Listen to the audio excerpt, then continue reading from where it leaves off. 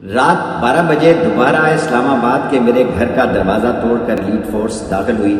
اور ان ملازمین سے زبردستی بیان دیا جس چھاپے کے خلاف ہم نے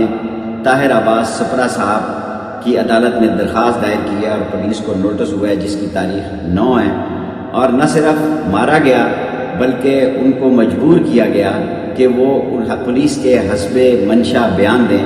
اور یہی صورتحال آج صبح 4 بجے لال حویلی میری والدہ کے گھر میں لال حویلی کے ملازمین کو سفید پوش لوگوں نے مارا پیٹا۔ اس ملک میں جنگل کا قانون بن گیا ہے، پولیس ذہنی اور اعصابی مریض ہو چکی ہے، گھروں میں توڑ پھوڑ کر رہی ہے، بے گناہ لوگوں کو اٹھا رہی ہے، اور سب سے زیادہ کرپشن پاکستان کی تاریخ میں پولیس تھانوں میں آج ہو رہی ہے، کیونکہ بے گناہ لوگوں کو چھوڑنے کے لیے معاوضے کا معیار جو ہے، معاوضے کی مقدار بہت بڑھا دی گئی ہے۔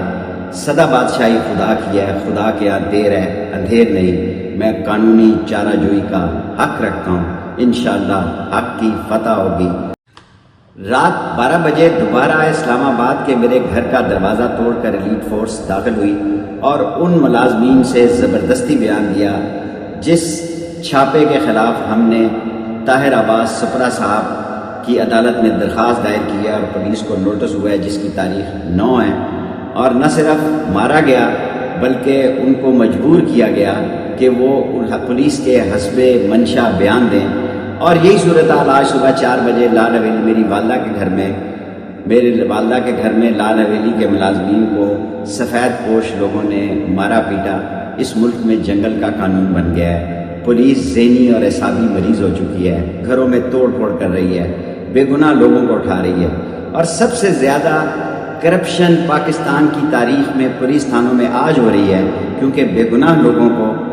چھوڑنے کے لیے معاوضے کا معیار جو ہے، معاوضے کی مقدار بہت بڑھا دی گئی ہے۔ سدا بادشاہی خدا کی ہے، خدا کے ہاں دیر ہے اندھیر نہیں۔ میں قانونی چارہ جوئی کا حق رکھتا ہوں، انشاءاللہ حق کی فتح ہوگی۔